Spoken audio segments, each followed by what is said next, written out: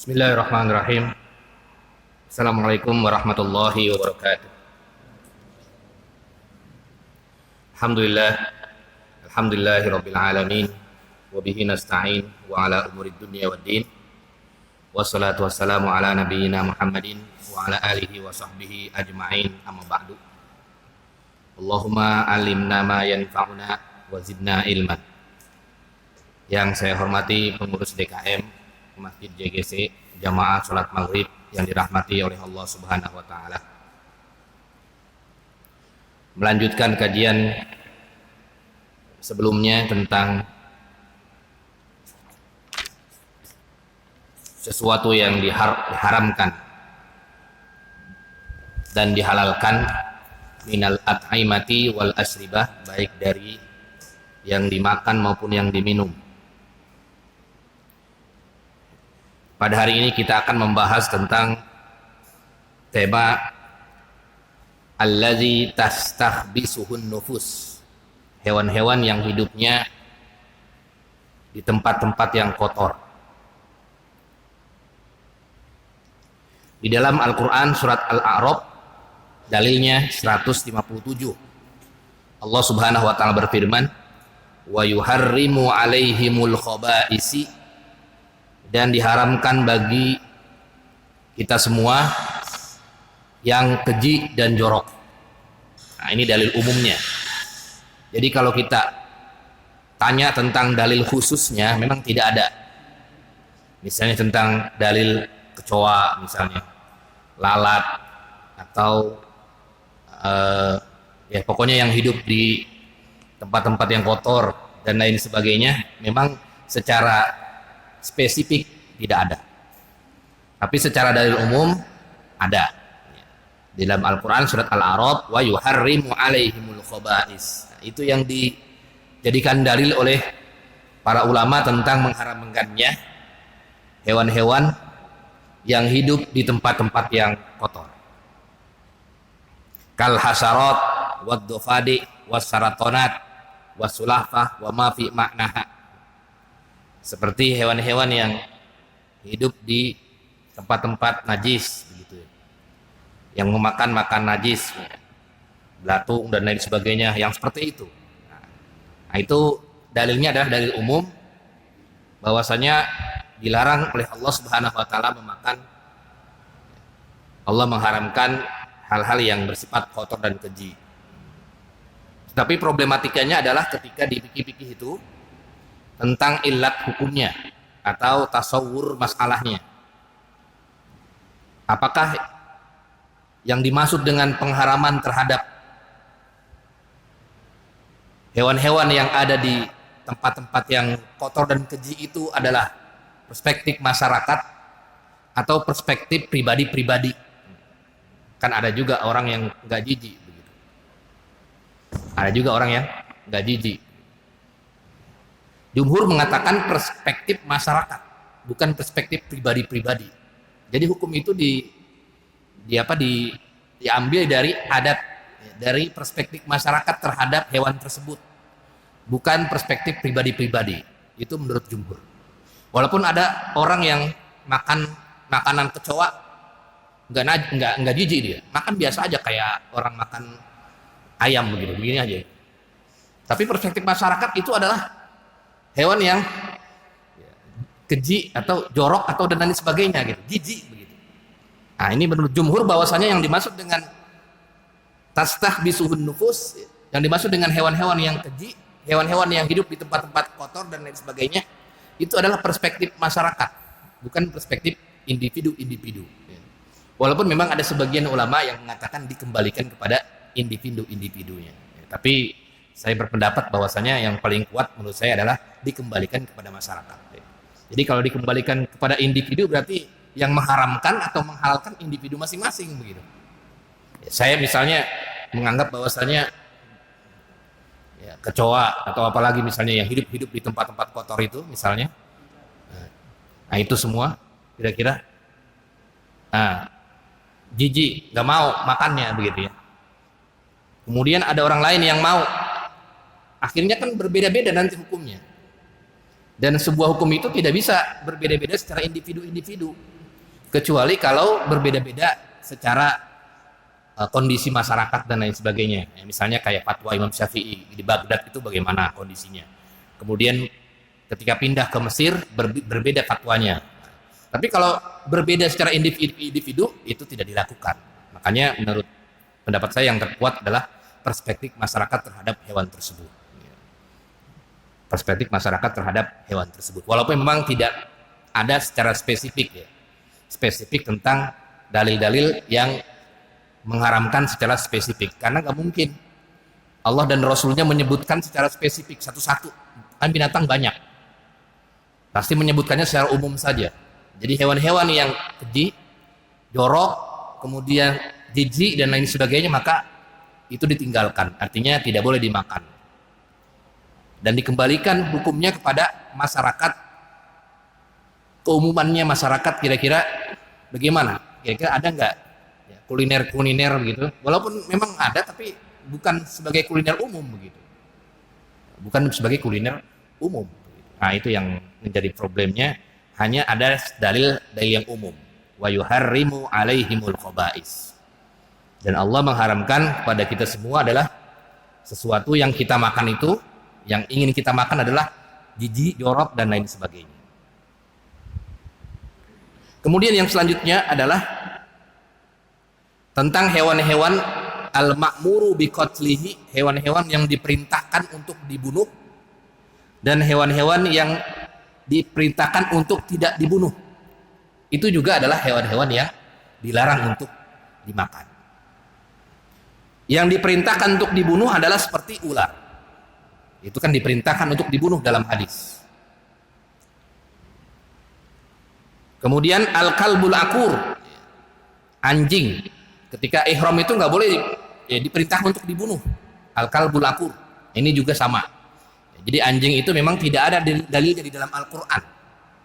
Tapi di dalam hadis, al-kalbu itu termasuk hewan bertaring, kemudian buas, ya. Apalagi kalau anjing yang tidak dijinakkan, ya.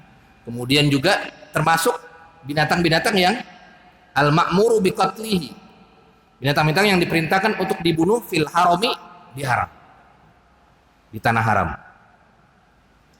Kemudian kalajengking, itu juga sama. Wal aqrab, kalajengking, itu juga sama. Binatang-binatang yang diperintahkan untuk dibunuh, itu juga dilarang untuk dimakan juga. Kemudian binatang-binatang yang tidak boleh dibunuh, seperti cicak,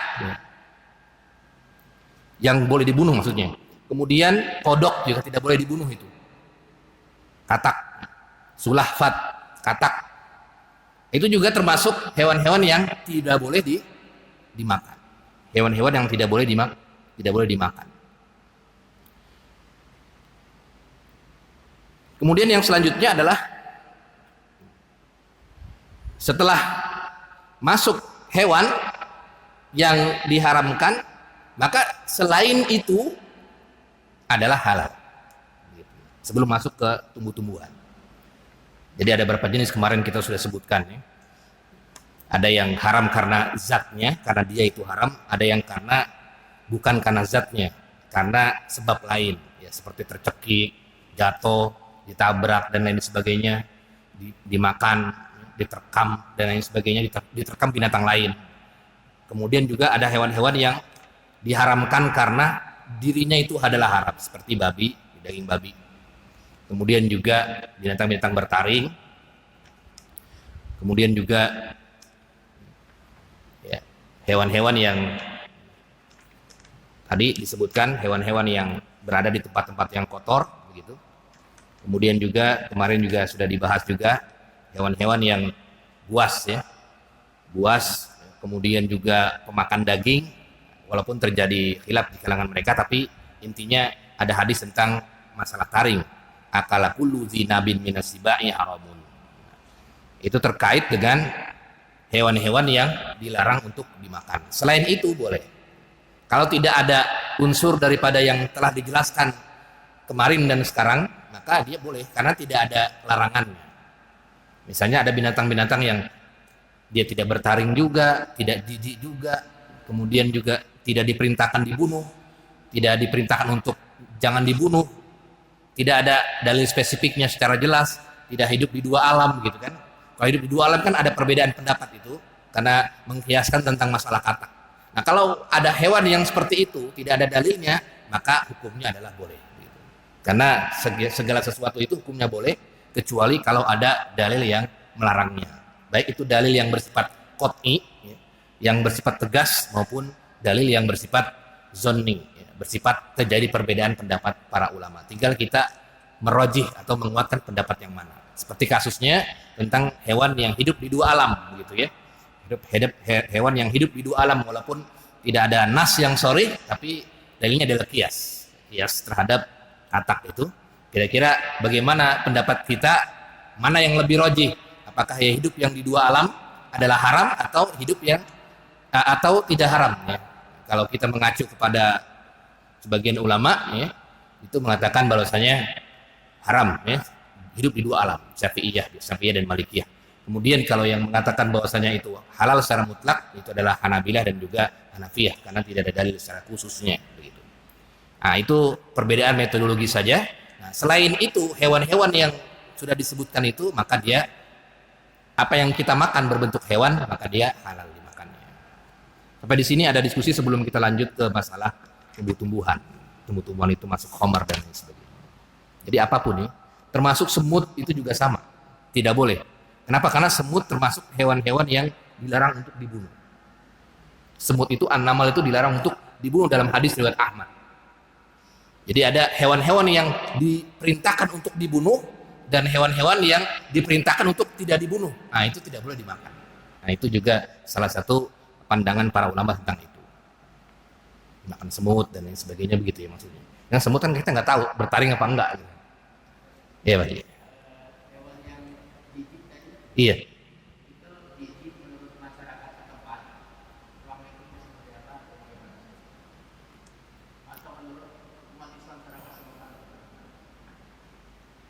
Iya, ya ini juga sama ya tentang pandangan tentang hewan jijik itu seperti apa. Jijik itu menurut ammatul Islam, bukan hanya satu tempat saja begitu. Jadi jijik itu dipandang bukan hanya satu golongan saja, tapi semuanya, semua umat ya, semua orang Islam atau semua umat muslimin atau semua manusia. Ketika kita tanya, ini pasti kan semua pasti ada, di daerah manapun pasti ada. Kira-kira dia makan itu enggak? Pasti bilang saya tidak. Orang non muslim juga pasti akan menjawab seperti itu juga, gitu ya. Atau apalagi orang muslim begitu. Misalnya makan kecoa begitu ya. Ini pasti dia akan pandangan ini bukan soal makannya, orang pandangannya jijik atau tidak begitu.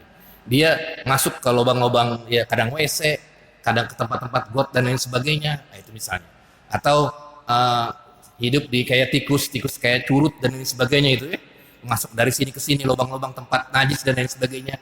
Nah, itu kira-kira pandangan masyarakat secara keseluruhan apa itu begitu? Bukan secara individu tapi secara keseluruhan. Ya kalau secara keseluruhan itu adalah termasuk hewan-hewan yang berada di tempat-tempat yang jijik tersebut, maka menurut saya adalah termasuk hewan-hewan yang dilarang untuk dimakan. Walaupun tadi ya itu pendapat jumhur ya, pendapat mayoritas para ulama, mengatakan bahwasanya hewan-hewan yang hidup di tempat-tempat yang seperti itu dianggap manusia secara keseluruhan ada tempat jijik dan hewan tersebut ada jijik begitu, maka dia termasuk hewan-hewan yang tidak boleh dimakan. Dalilnya tadi walaupun dalil umum wa yuharrimu alaihimul khaba'is surat Al-A'raf, dan diharamkan bagi kamu untuk memakan binatang-binatang yang hidup di tempat kekejian dan jijik dan lain sebagainya. Kalau dikembalikan kepada pribadi-pribadi ya nanti, atau dikembalikan kepada suku-suku gitu ya. Ada satu masyarakat misalnya tidak menganggap bahwasanya ini adalah jijik begitu. Maka dia kembali kepada mazhab yang minoritas tadi. Berarti dia menganut mazhab yang minoritas tadi. Kalau diangkat begitu ya.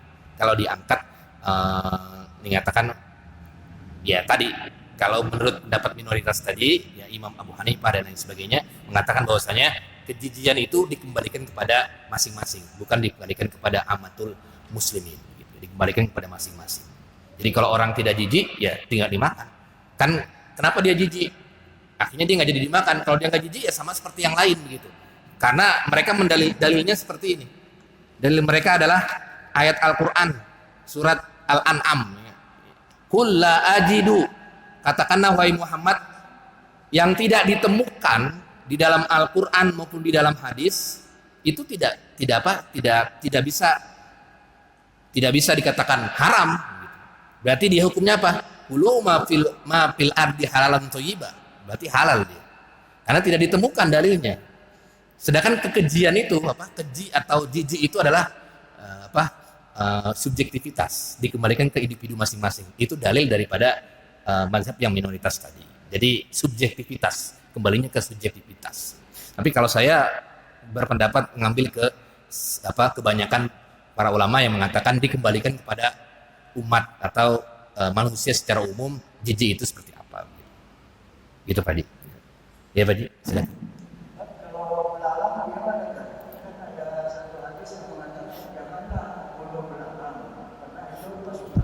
Bukan melarang, itu bangkainya halal. Iya.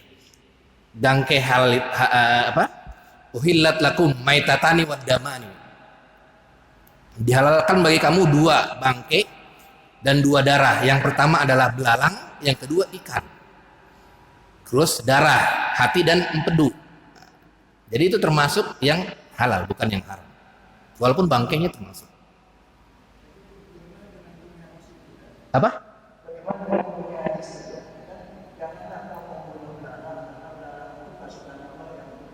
Saya belum dengar itu ya hadisnya ya. Kalau ada ya, tapi saya belum. Tapi yang saya dengar itu atau yang saya baca itu adalah dalil uhillat al-maitatani wad damani. Dihalalkan bagi kamu 2 binatang atau 2 hewan yang menjadi bangkai halal itu. Pertama ikan, as-samak wal jarod. As-samaka wal jarod gitu ya. Ikan dan belalang. Nah, itu halal itu, bangkainya aja halal gitu. As-samak wal jarod.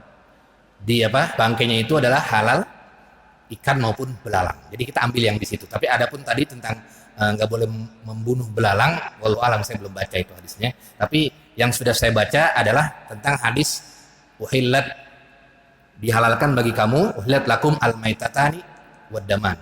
2 bangkai dan 2 darah. Bangkai hewan, bangkai as-samak wal jarod, bangkai ikan maupun bangkai belalang. Nah, itu yang dihalalkan. Bangkainya pun halal. Kemudian 2 darah ya, darah itu adalah hati dan empedu tadi. Nah, itu maksudnya Pak.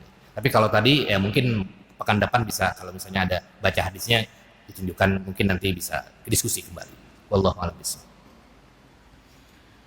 Nah, lanjut kita ke tumbuh-tumbuhan ya. Jadi segala sesuatu yang selain disebutkan kemarin dan sekarang itu boleh dimakan. Boleh dimakan. Kemudian masalah tumbuh-tumbuhan, wa an man nabatul ladzi huwa ghizaun fakulluhu halalun.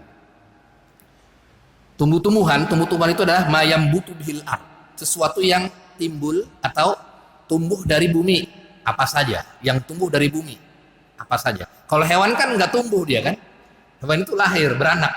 Nah ini kalau nabat itu adalah definisinya adalah mayam butuh bihil ard, sesuatu yang tumbuh atau tumbuh dari bumi, apa saja itu. Huwa ghidaun itu adalah bisa dikonsumsi, fakulluhu halalun, semuanya adalah halal, illal khamr, kecuali khamr, wan nabaz, dan juga nabiz. Nah, nanti kita bahas tentang khamr dan nabiz. Jadi semua yang tumbuh, apapun yang tumbuh, daun-daun kalaupun kita nggak mau dimakan, itu bisa dimakan juga. Artinya nggak apa-apa dimakan itu, artinya halal semua. Daun meninjo, daun apapun, daun rambutan apa, kalau daun kita makan itu tidak masalah.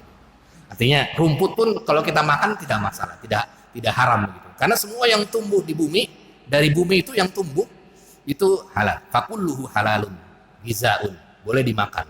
Yang tumbuh dari bumi itu boleh dimakan. Kecuali khamr. Apa sebenarnya khamr itu? Khamr itu di zaman Rasulullah SAW sebelum berkembangnya Islam itu digunakan untuk pesta-pesta begitu ya, pesta-pesta, kemudian perayaan-perayaan, ya, perayaan kemenangan orang-orang Arab, misalnya akhirnya minum, kemudian mabok akhirnya, dan lain sebagainya. Itu digunakan untuk seperti itu, bersenang-senang dan lain sebagainya. Khamr itu dalam secara bahasa adalah ma tatakhammar, sesuatu yang menutup bihil akal, yang menutup akal kita, yang menutup akal kita. Jadi ketika meminum khamr itu akal kita nggak berjalan secara normal begitu ya. Bahkan indera perasa kita itu hilang. Indera perasa kita hilang.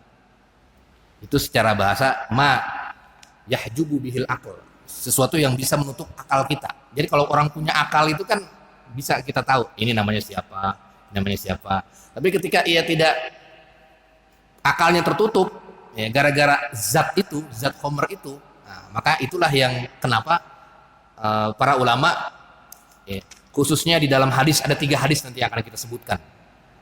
Nah, yang pertama adalah di sini hadis yang pertama, hadis riwayat Bukhari Muslim. Kullu syarabin askar fahuwa haramun.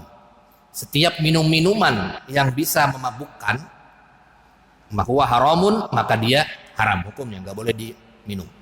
Kharrajahul Bukhari, hadis riwayat Imam Bukhari. Kemudian di riwayat Muslim, kullu muskirin khamrun. Setiap yang memabukkan, yang bisa mabuk, menghilangkan akal kita, itu adalah khamr. Wa kullu khamrin haramun, dan setiap khamr itu adalah haram. Ini 2 hadis yang sangat, ya, sahih, Bukhari dan Muslim. Kemudian yang ketiga, ini hadis tentang sedikit dan banyaknya haram, tapi hadis ini diriwayatkan oleh Abu Daud, Nasai, dan Turmuzi, bukan Bukhari Muslim. Ya. Akhirnya ada sebagian ulama yang mengatakan yang banyak itu haram, yang sedikit tidak haram. Ada yang berbicara seperti itu, diantaranya Imam Al-Lais, Imam Abu Hanifah, dan lain-lain. Kenapa? Yang pertama, memang ada hadisnya. Hadis riwayat Turmuzi, Abu Daud, Nasai dari Jabir bin Abdillah. Anna Rasulullah sallallahu alaihi wasallam qala ma askara kasiruhu faqaliluhu haramun. Sesuatu yang sedikit maupun banyak itu adalah haram. Yang bisa memabukkan, yang bisa menghilangkan akal, sedikit atau banyak adalah memabukkan. Haram, nggak boleh. Nah, itu yang dijadikan dasar. Sehingga nanti di fikih-fikih itu yang disepakati para ulama jumhur, ya, termasuk hampir sepakat itu bahwasanya kalau sudah mabuk ya berarti semuanya haram, sepakat. Sedikit kita minum sedikit, minumnya sedikit, kemudian mabuk langsung gitu. 1 pil, ya, kalau sekarang kan pil bentuknya, 1 pil, 1 doang, mabuk, ya sudah sepakat semua. Misalnya TLR gitu, atau banyak, apalagi begitu, apalagi. Kemudian ada orang-orang tertentu, yang sedikit saja itu nggak mabuk. Tapi menurut pendapat jumhur, bahkan mendekati para ulama itu, mendekati ittifaq, mendekati sepakat, tetap dia banyak dan dikitnya tetap haram. Bukan yang menyebabkan hilang akalnya, tapi banyak dan dikitnya juga haram. Berdasarkan tadi hadis riwayat Turmuzi, Abu Daud, dan Nasai. Walaupun ada sebagian ulama, sebagian kecil ulama yang mengatakan bahwasanya sedikit asal tidak mabuk tidak mengapa. Tapi itu menurut saya tidak rajih, ya, tidak kuat itu pendapat yang seperti itu. Kemudian di zaman sekarang, ya, dulu kan belum ada istilah kimia, ya, belum ada istilah kimia. Istilah kimia itu kalau sekarang disebut dengan C2, ujungnya 2-nya di bawah itu. C2H2OH. Itu jenis kimianya itu, ya. Jadi kalau kita pakai rumus kimia itu yang menyebabkan rumus itu yang menyebabkan otak kita jadi apa? Jadi nggak berfungsi gitu. Atau indera perasa kita jadi hilang. Nah, jadi kalau dulu kan zaman Rasulullah SAW kan belum ada perkembangan ilmu kimiawi rumus-rumus itu begitu, ya. Nah, sekarang rumus itu, ya, C2H2OH itu, atau istilahnya disebut dengan alkohol atau etanol atau dan lain-lainnya. Varian-variannya banyak itu. Dan varian-variannya banyak. Nah, itu jenis itu. Kemudian berkembang kembali ke penggunaannya. Sebelum masuk ke penggunaannya, kenajisannya apakah najis atau tidak. Jadi ketika khamr itu diminum, maka ulama sepakat haram. Khamr itu diminum, ulama sepakat haram, gak ada perbedaan pendapat. Diminum haram berarti dia.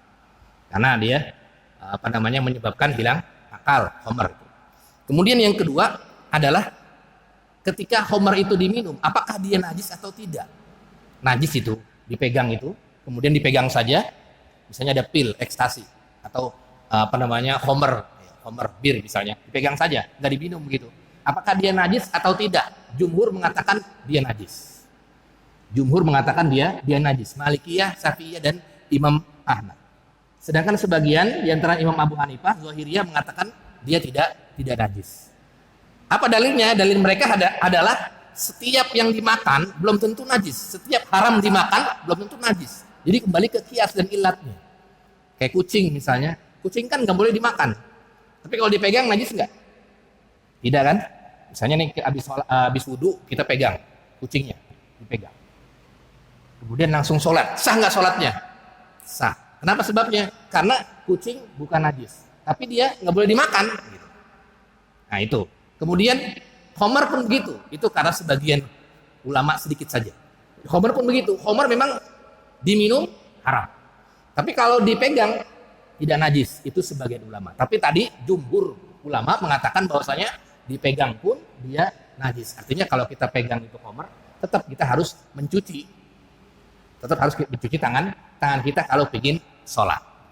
Jadi hanya perbedaannya adalah ketika dia tidak diminum. Dan ini menyebabkan berkembang ke pemakaian seperti alkohol itu ya, minyak wangi, apalagi itu semua parfum-parfum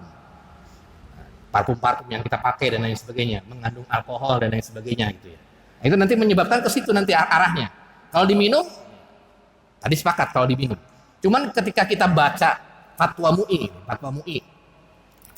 tahun 2011 tentang masalah alkohol, rupanya alkohol itu terbagi menjadi dua. Ada yang diambil dari fermentasi daripada khamr. Fermentasi itu adalah zat yang bisa menyatukan ya, merubah sesuatu. Contoh misalnya anggur. Anggur kan halal ya. Anggur itu kalau dimakan halal. Ya, beli aja di buah-buahan di mall-mall atau di pasar-pasar kita makan. Halal tidak? Halal. Kemudian anggur itu kalau misalnya kita diamkan kemudian dikocok, dicairkan ya, dipanasin kemudian dicairkan, kemudian ditambah zat yang bisa mengubah dirinya menjadi, kalau dalam sekarang itu namanya C2H2OH tadi. Kalau sekarang namanya ragi istilahnya ya. Ragi ya Pak ya? Zat itu ya. Zat yang bisa membuat itu. Nah, dimasukkan itu. Anggurnya itu. Masukkan satu lagi tambah zat itu. Zat apa? Zat perubah berubah rumus tadi itu. Sehingga anggur itu dicampur itu, didiamkan selama seminggu, 3 hari, ada yang seminggu, kemudian nanti berubah menjadi bir, berubah menjadi khamr. Yang tadinya halal menjadi haram.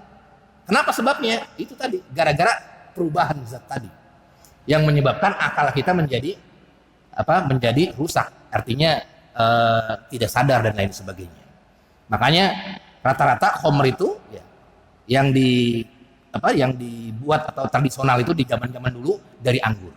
Min asiril inab, dari perasan fermentasi daripada anggur tadi.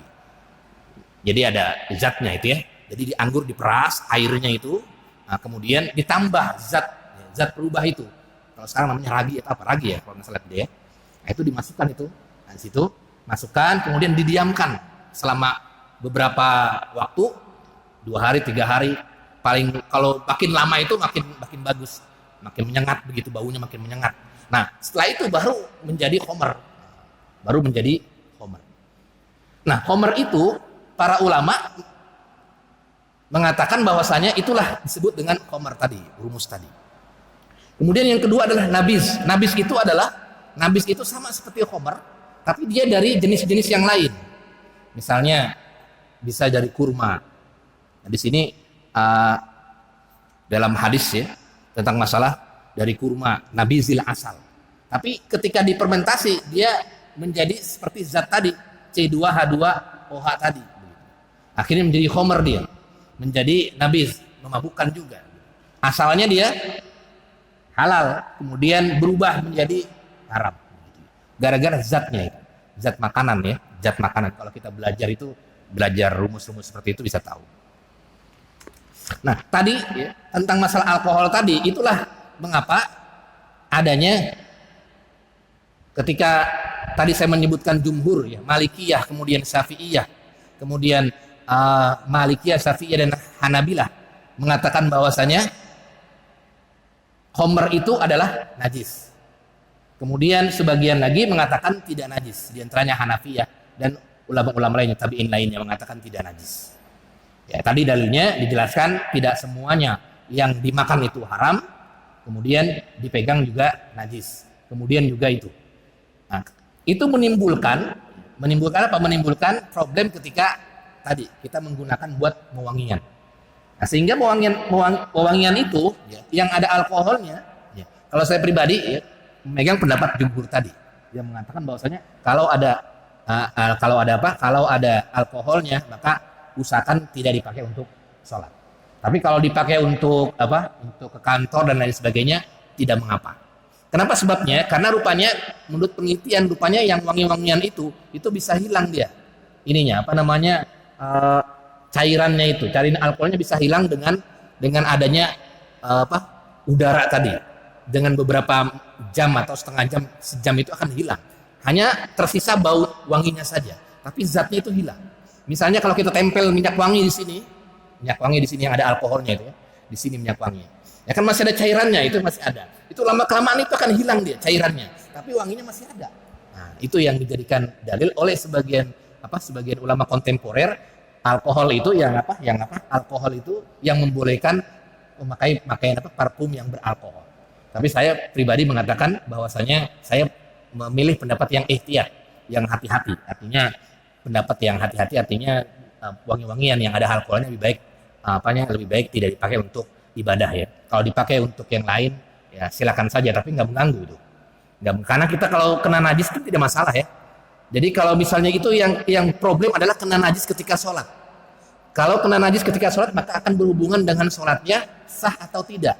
Karena syaratnya sah sholat adalah bersih dari pakaian badan kita dari najis. Itu bersih dari badan kita, pakaian dan najis.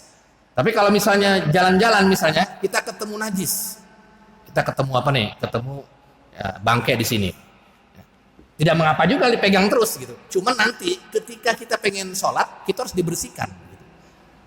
Itu juga ketika kita memakai parfum beralkohol, kalau misalnya dipakai selain sholat boleh nggak? Ya tidak masalah juga kalau menurut pendapat saya. Misalnya ini parfum yang bagus yang beralkohol gitu, dipakai di tubuh, tapi bukan buat sholat, buat misalnya buat ke kantor, ya, buat kerja dan lain sebagainya.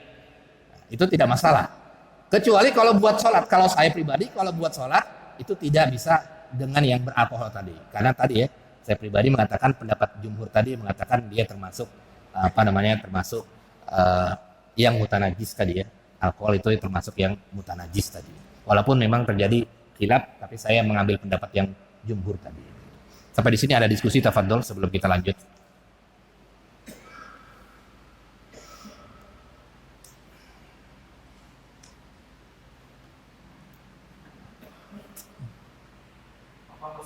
Iya.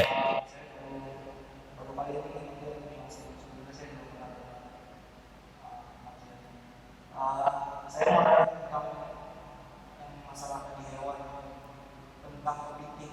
Kepiting ya. Kepiting ya, misalnya bentuk kepiting murni atau banyak yang menggunakan sekarang apalagi di masyarakat juga ya, masyarakat Indonesia biasa-biasa aja jadi saya tidak menggunakannya di mana. Iya.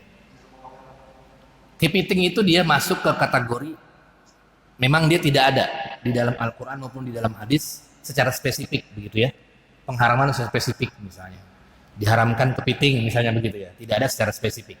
Tapi yang ada adalah mengambil dalil umum, mengkiaskan dalil tentang hidup di dua alam.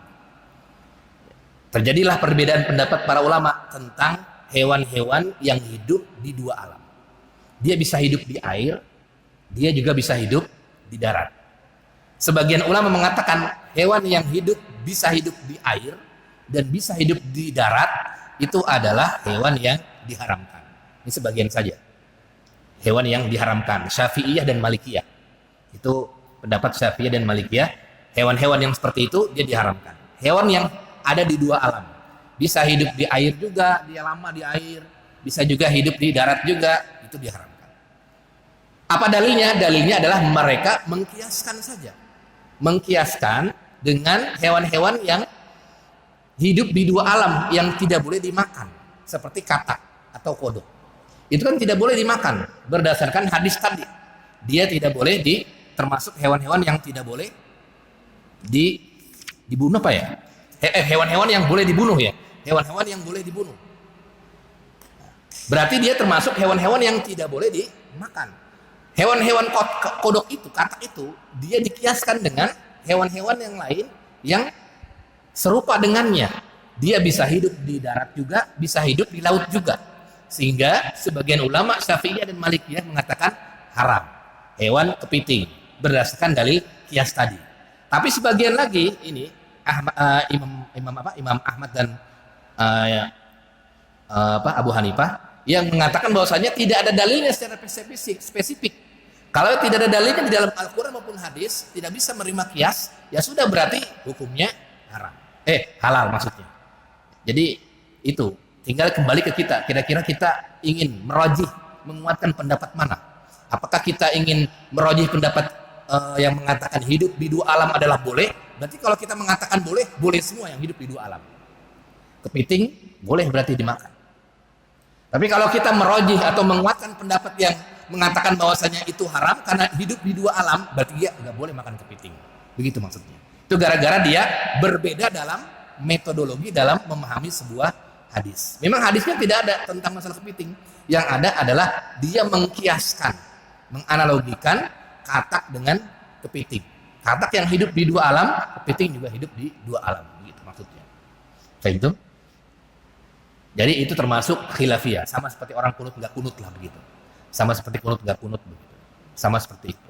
Sama seperti orang batal wudunya atau tidak antara perempuan dan laki-laki, seperti itu. Jadi tinggal kita, kalau saya pribadi kalau ingin belajar fikih itu ya berarti kita ambil pendapat yang kalau kita pengen ini ambil pendapat yang kira-kira tenang buat diri kita. Kira-kira kita, kalau saya pribadi mengambil pendapat Imam Syafi'i dan Imam Malik yang mengatakan hidup di dua alam itu adalah tidak boleh. Kalau saya pribadi ya, karena pertama ya saya belum pernah juga makan gitu-gituan ya, makan kepiting dan lain sebagainya. Nah itu juga saya juga terdoktrin juga karena dulu saya backgroundnya adalah background Syafi'iyah dulu, pesantren di Syafi'iyah, ya. Pesantren Fathul Mu'in, Fathul Qorib dan lain sebagainya. Itu didoktrin dengan hewan-hewan yang hidup di dua alam itu haram. Ya sudah saya didoktrin itu. Nah ketika sampai di perkuliahan yang ada perbandingan mazhab, oh rupanya ada yang membolehkan gitu ya. Akhirnya saya baru kebuka wawasannya. Dulu ketika waktu saya SMP pesantren, SMA pesantren, saya nggak tahu itu ada perbedaan seperti itu. Saya pokoknya didoktrin atau diberikan maklumat lah bahasanya, bukan didoktrin ya. Diberikan maklumat bahwasanya hidup di dua alam haram. Ya sudah saya haram, nggak pernah saya makan itu. Nah kemudian setelah saya kuliah, belajar perbandingan mazhab gitu, fikih, masuk di ilmu terakhir, saya lihat oh iya rupanya ada juga ya ulama yang membolehkan adanya hidup di dua alam tadi. Di antaranya termasuk ulama-ulama Saudi. Syekh Saimin, Syekh Albani itu mengatakan dia boleh.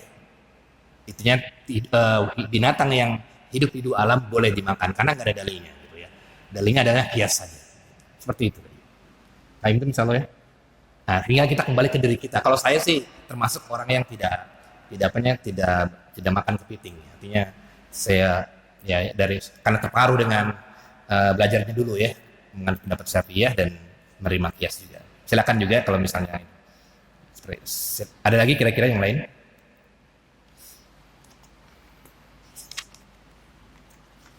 Kalau pengen, makanya termasuk juga nabis itu banyak sekali makanan-makanan atau buah-buahan itu bisa menjadi nabis, bisa menjadi sesuatu yang bisa memabukkan atau menghilangkan akal. Seperti apa ya? Tape yang sudah ini ya sudah membuat orang menjadi puyeng begitu ya, dan lain sebagainya. Nah itu juga. Tapi kalau sudah berubah menjadi zat tadi C2H2OH tadi, maka saya pikir dia termasuk zat yang diharamkan. Tapi kalau masih makanan itu tidak mengapa. Kalau masih makanannya, tapi kalau sudah berubah dari makanan ke zat yang lain, zat asam dan lain sebagainya yang bisa menghilangkan akal, maka dia termasuk hal-hal yang diharamkan oleh Allah Subhanahu wa taala. Wallahu a'lam bishawab. Ada lagi kira-kira? Sudah mau isya ya. Nanti kita akan masuk ke bahasan yang lain.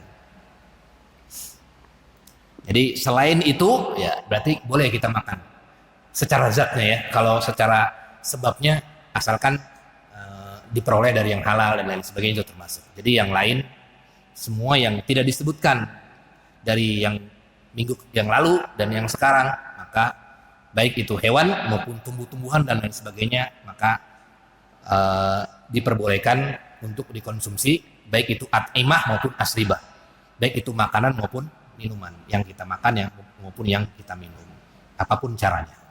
Makanya supaya lebih aman memang ya itu tadi ya, ada labelnya, ada label halalnya ya. Walaupun ya itu kan karena mereka sudah meneliti gitu ya, meneliti makanan-makanan yang bisa berubah begitu ya dari sesuatu ke sesuatu yang lain. Kira-kira ada lagi sebelum kita lanjut tes tutup?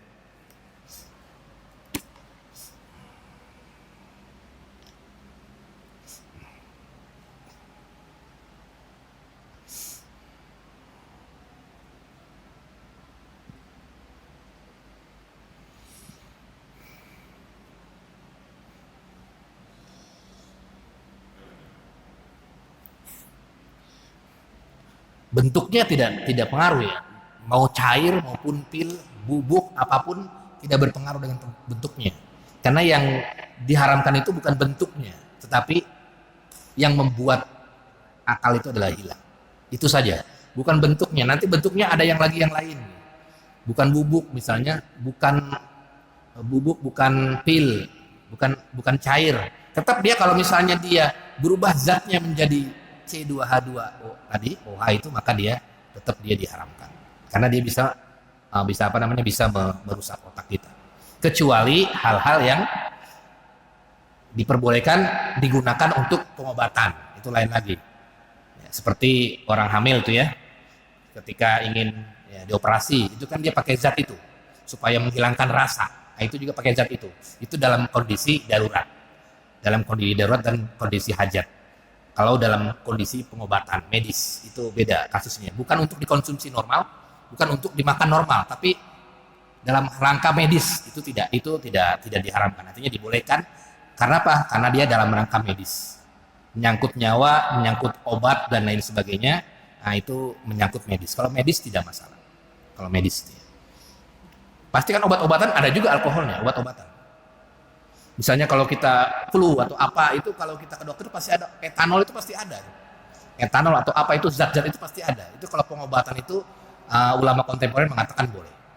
Yang tidak boleh adalah dikonsumsi bukan untuk pengobatan, dikonsumsi untuk minum biasa atau makan biasa. Nah, itu yang tidak boleh. Tapi untuk pengobatan, untuk mengobati tubuh kita yang sakit atau menghilangkan agar nyawa kita masih ada gitu, atau supaya tidak meninggal dan lain sebagainya, mengobati nyawa kita dan lain sebagainya, maka itu diperbolehkan. Kenapa? Karena dalam kondisi darurat. Berarti bedah jantung, perut dan lain sebagainya dikeluarkan usus-ususnya, itu kan pasti menggunakan itu semua supaya menghilangkan indera perasa kita. Itu menggunakan itu semua. Itu ya kalau orang mabuk kan begitu ya, dipukul-pukul itu nggak akan berasa dia. Itu gara-gara apa? Indera perasanya hilang dia. Indera perasanya sudah hilang. Begitu juga kalau kita misalnya ada istri kita misalnya sedang hamil atau apa, kemudian dia dioperasi sesar dan sebagainya, itu juga dikasih obat itu begitu ya. Supaya hilang indera perasaannya. Baik, itu dari saya. Nanti kita lanjutkan di pertemuan yang akan datang. Marilah sama-sama kita akhiri dengan membaca doa kafaratul majlis. Subhanakallahumma bika asyhadu an la ilaha illa anta astaghfiruka wa atubu ilaik. Wassalamualaikum warahmatullahi wabarakatuh.